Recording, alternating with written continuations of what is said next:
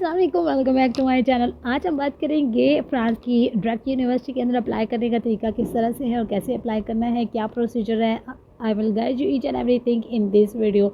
बहुत से स्टूडेंट्स का एडमिशन जो है वो कैंपस फ्रांस के ज़रिए सिक्योर नहीं हो पाया, कुछ की फाइल्स जो है वो लेट जो है वो यूनिवर्सिटीज़ को ट्रांसफ़र की गई हैं और कुछ को अभी तक रिस्पॉन्स नहीं आया। तो आप इस यूनिवर्सिटी में अप्लाई कर सकते हैं। कैसे अप्लाई करना है, क्या प्रोसीजर है, I will guide you. University की फ़ीस की बात की जाए तो यहाँ पर नॉन ईयू स्टूडेंट्स के लिए 3K से लेके इससे ज़्यादा भी इसकी फ़ीसेस हो सकती हैं, और जो ईयू के स्टूडेंट उनकी 243 यहाँ पर फ़ीसेस है। इसके अलावा यहाँ पे अगर लैंग्वेज की बात की जाए तो यहाँ पे B1 आपको रिक्वायर्ड है, और कुछ स्पेसिफ़िक जो है वो फ़ील्ड्स हैं यहाँ पर जहाँ पर उनको आइल्स की ज़रूरत है, लेकिन आप यहाँ पर B1 के साथ भी अप्लाई कर सकते हैं। और अगर इसको देखा जाए ये पब्लिक है या प्राइवेट यूनिवर्सिटी, तो ये पब्लिक यूनिवर्सिटी है। ग्रेनोबल एल्पिस यूनिवर्सिटी इसका नाम है, और ये काफ़ी अच्छी यूनिवर्सिटी है, टॉप यूनिवर्सिटीज़ में से आती है। लेकिन यहाँ पे एडमिशन यहाँ पे सिक्योर करने की जो एक्सेप्टेंस रेट है वो 10 से 13% है। उसका रीज़न ये है कि आपके पास एक अच्छा मोटिवेशन लेटर होना चाहिए और आपकी CV के अंदर आपका एक्सपीरियंस होना चाहिए। और इसके अलावा इसके भी जो कोर्सेज़ ऑफ़र किए जा रहे हैं, इंग्लिश कोर्सेज़, वो मैं आपको दिखा देती हूँ, स्क्रीन पर आपको नज़र आ रहे होंगे। ये सारी फील्ड जो हैं वो यहाँ पर ऑफ़र की जा रही हैं। यहाँ पर आप क्लिक कर सकते हैं अपनी अकॉर्डिंग टू बैकग्राउंड स्टडी के, और आपने जो फर्दर यहाँ पर चूज़ करनी है वो आप यहाँ पर कैटेगरी को सिलेक्ट कर सकते हैं। तो यहाँ पे मैं एक रैंडम सी जो है वो सेलेक्ट कर देती हूँ, और यहाँ पर आप देख सकते हैं कि यहाँ पर फाइनेंस से रिलेटेड, इकोनॉमिक्स मैनेजमेंट, इसके अलावा इंफॉर्मेशन सिस्टम मैनेजमेंट, बिज़नेस से रिलेटेड, सेल्स मार्केटिंग और पॉलिटिकल साइंसेज हैं। तो यहाँ पर जो मैंने कैटेगरी सेलेक्ट की है वो बिज़नेस से रिलेटेड है। अगर आपकी जो फील्ड है वो इससे अलग है तो आप अपनी फील्ड के अकॉर्डिंग इसको सेलेक्ट कर सकते हैं। इसके अलावा अब इसको किस तरह से अप्लाई करना है तो वो हम चलते हैं। इसको हमने ई कैंडिडेट के ज़रिए अप्लाई करना है। तो सबसे पहले यहाँ पे हम अपना इसका अकाउंट क्रिएट करेंगे। सबसे पहले आपने क्रिएट अकाउंट पर क्लिक करना है, then you will click on create account, और यहाँ पर अब आपने अपना इन्फॉर्मेशन जो है वो ऐड करना है। यहाँ पर अब आपने लास्ट नेम सेलेक्ट करेंगे एंड देन फर्स्ट नेम यहाँ पे लिखेंगे, और उसके बाद आपने जो है वो यहाँ मैं आपको जो है वो फिल करके दिखा देती हूँ किस तरह से इसको फिल करना है। तो सबसे पहले you will write your last name and then you will select your first name, and after that you will write your email address,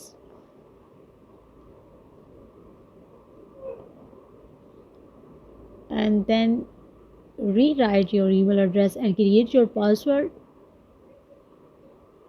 बहुत से स्टूडेंट्स को एक मसला आता है यहाँ पर, वो काफ़ी क्यूरीज करते हैं कि हमारा जो है ना वो यूज़र नेम हम भूल गए हैं या यूज़र नेम जो है वो वर्क नहीं कर रहा। तो आपको जब यहाँ पर आप रजिस्ट्रेशन करते हैं तो उसके बाद आपको एक लिंक जाता है आपकी ईमेल में, ठीक है।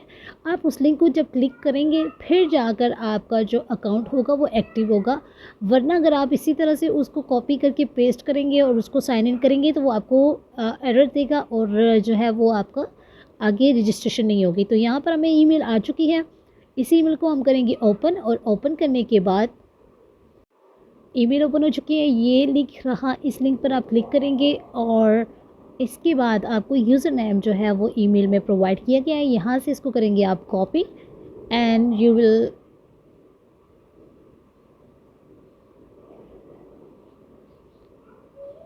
Paste here. तो यहाँ पर आपने इसको स्क्रॉल डाउन करना है, इसको पेज को आपने ट्रांसलेट कर लेना है। पेस्ट करने के बाद आपने यूज़र नेम यहाँ पे पेस्ट करना है and then write your password जो कि आपने रजिस्ट्रेशन के टाइम लिखा है। तो इसको आपने लिखने के बाद क्लिक ऑन कनेक्शन पे जो है वो कर देना है आपने, और उसके बाद आपकी पोर्टल ओपन हो जाएगा आपके नाम से, ठीक है। अब आपने करना ये है कि 1 बाय 1 यहाँ पर अब इन्फॉर्मेशन ऐड करनी है, अपनी बैकग्राउंड स्टडी ऐड करनी है, इंटर्नशिप्स, वर्क एक्सपीरियंसेस। तो किस तरह से करना है वो मैं आपको बता दूँ। अब पेज को आपने ट्रांसलेट करना है, ये बार बार आपको जो है वो इरिटेट करेगा, तो आपने इसको सेट कर लेना है अपने पेज को। और यहाँ पर आप सबसे पहले आपने अपने मॉडिफाई करना है, अपनी इन्फॉर्मेशन को एंटर करना है। तो सबसे पहले आपने क्लिक करना है अपने कंट्री को, जहाँ से भी आप बिलोंग करते हैं, you will select your country name, और देन उसके बाद आप जो है वो कर देंगे सेव। अच्छा, बहुत से सवाल करते हैं स्टूडेंट्स कि IEN क्या होता है। वो आपसे रिलेटेड नहीं होता, जब आपका एडमिशन हो जाता है ये उन स्टूडेंट्स के लिए या EU के स्टूडेंट्स के लिए होता है। तो ये चीज़ें जो हैं जहाँ स्टेरिक होता है वो मस्ट होती हैं, बाकी चीज़ें आप स्किप कर दिया करें। यहाँ पर अब आप सेलेक्ट करेंगे अपनी डेट ऑफ बर्थ, आपकी जो भी डेट ऑफ बर्थ है आप यहाँ पर उसको टाइप करेंगे। इसके बाद आपने जो है वो अपना कंट्री सेलेक्ट करना है।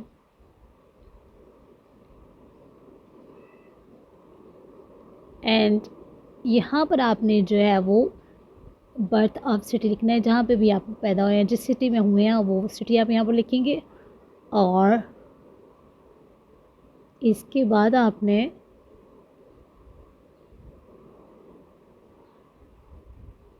कंट्री सेलेक्ट करना है।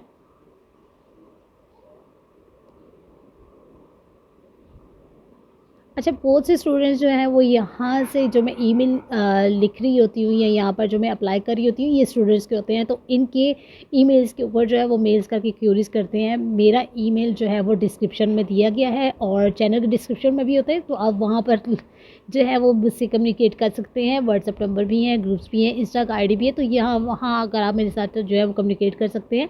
स्टूडेंट्स को यहाँ पे जो डेटा दिया जाता है वो मैं किसी न किसी क्लाइंट का या किसी स्टूडेंट का अप्लाई कर रही होती हूँ, तो आप उनसे कम्युनिकेट मत किया करें, उन्हें इतना आइडिया नहीं होता, फिर वो क्यूरीज मुझसे करते हैं। ठीक है, तो आप डायरेक्ट मुझसे जो है वो रब्ता आपको बताया किस तरह से करना है, वो मैं आपको उसके ज़रिए जो है वो आप मेरे से कर सकते हैं। तो यहाँ पर आपने हाई स्कूल की जो अच्छा यहाँ पे आप आपने सबसे पहले एड्रेस को सिलेक्ट करना है। यहाँ पर आप अपनी कंट्री को सिलेक्ट करेंगे। कंट्री को सेलेक्ट करने के बाद जो है वो आपने यहाँ अपना टाउन लिखना है, जिस टाउन से आप बिलोंग करते हैं, जिस सिटी से बिलोंग करते हैं, जिस विलेज से करते हैं, वो आप यहाँ लिखेंगे। और उसके बाद आपने यहाँ पे होम एड्रेस लिखना है। अगर आपको होम एड्रेस नहीं लिखना तो आप सिटी नेम लिखने के बाद अपने कंट्री का नाम साथ में ऐड करके इसको सेव कर सकते हैं। इससे कोई भी इशू नहीं होता, इससे कोई भी प्रॉब्लम नहीं होता। इसके बाद अब आपने हाई स्कूल का डिप्लोमा यहाँ पे ऐड करना है। आपने हाई स्कूल जो एफएससी की है या एफए किया है या जो भी आपकी ये डिप्लोमा है वो आप यहाँ पर सेलेक्ट करेंगे। हाई स्कूल डिप्लोमा को आप यहाँ सेलेक्ट करेंगे और उसके बाद आपने यहाँ पर इसकी इन्फॉर्मेशन को एडिट करना है।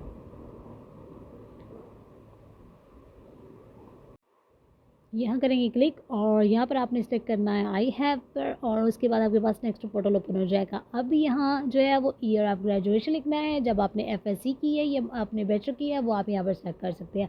तो ऑब्वियसली यहाँ पे आपसे बैचलर के बारे में नहीं पूछा जा रहा है, यहाँ पर आपसे एफएससी के बारे में या आपकी जो है वो अंडर ग्रेजुएशन के बारे में पूछा जा रहा है, तो आपने वो यहाँ पर इंफॉर्मेशन ऐड करनी है। यहाँ सेलेक्ट करेंगे आप ईयर ऑफ ग्रेजुएशन, वो आप यहाँ पर टाइप करेंगे जिस भी ईयर में आपने कंप्लीट किया है। उसके बाद आपने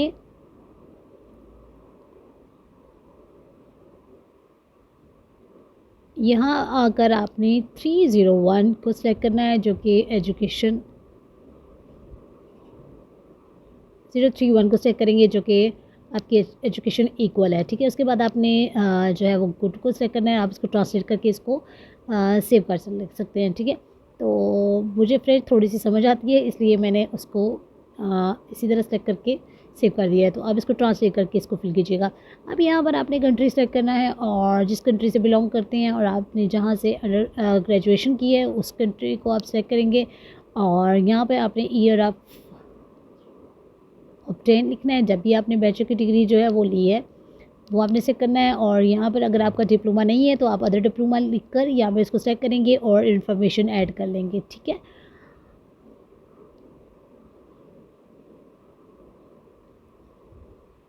यहाँ पे अगर आपके डिप्लोमा का नाम है या कैटेगरी यहाँ पर है तो आप उसको सेलेक्ट कर सकते हैं। अदरवाइज़ यहाँ पे आपने अदर डिप्लोमा करने के बाद उसकी डिस्क्रिप्शन में ऐड कर देना है कि कौन सा आपने किया और उसके बाद आपने ऑब्टेन येस करके सेव कर देना है।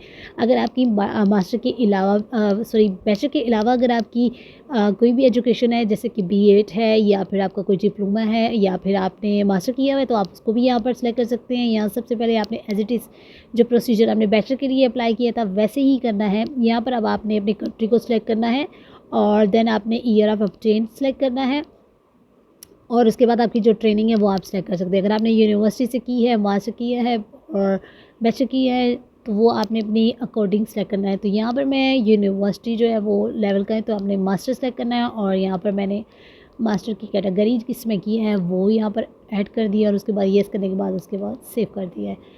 अब यहाँ पे आप इंटर्नशिप्स को ऐड कर सकते हैं। अगर आपने इंटर्नशिप्स नहीं की तो आप इसको स्किप कर सकते हैं, अदरवाइज यहाँ पर ऐड कर लें तो ज़्यादा बेहतर है।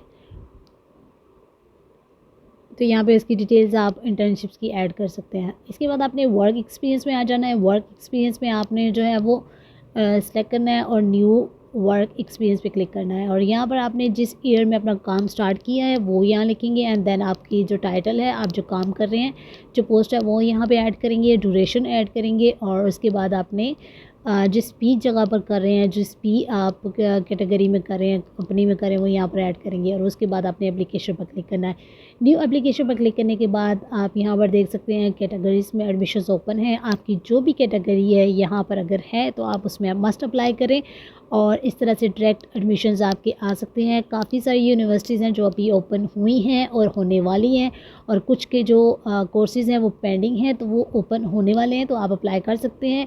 अगर कैंपस फ्रांस से आपको पॉजिटिव रिस्पॉन्स नहीं आ रहा तो डिसहार्ट होने की ज़रूरत नहीं है। आपकी क्लासेस अक्टूबर तक होती हैं और नवंबर तक भी आप जा सकते हैं, तो अपनी कोशिश आपने जारी रखनी है। अगर आप चाहते हैं कि मैं इसी तरह वीडियोस बनाती रहूँ जो फर्दर यूनिवर्सिटीज़ ओपन होंगी, तो चैनल को लाइक, शेयर और सब्सक्राइब ज़रूर कीजिएगा और वीडियो को लाइक ज़रूर कीजिएगा। यहाँ पर अब मैंने जो कोर्स में अप्लाई करना है वो यहाँ मैंने सेलेक्ट कर लिया है और यहाँ मैं एक रैंडम कोर्स जो है वो अप्लाई करूँगी ताकि आपको प्रोसीजर बता दूँ।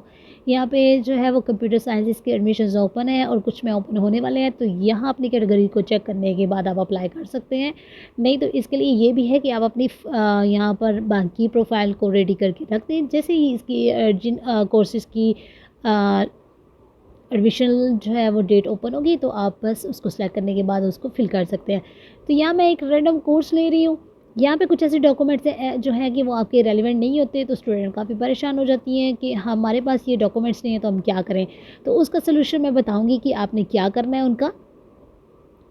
तो यहाँ पे मैं आपको सारी कैटेगरीज बता रही हूँ कि कहाँ कहाँ एडमिशन्स ओपन है और कहाँ कहाँ आप अप्लाई कर सकते हैं। तो ये काफ़ी सारी मैनेजमेंट की, कंप्यूटर साइंसेस की, इसके अलावा जो है वो बिज़नेस से रिलेटेड कैटेगरीज ओपन हो चुकी हैं। तो यहाँ मैं एक जो है वो सिलेक्ट करने जा रही हूँ। यहाँ पे मैंने एक कर लिया है सिलेक्ट, इसको हम करेंगे येस और येस करने के बाद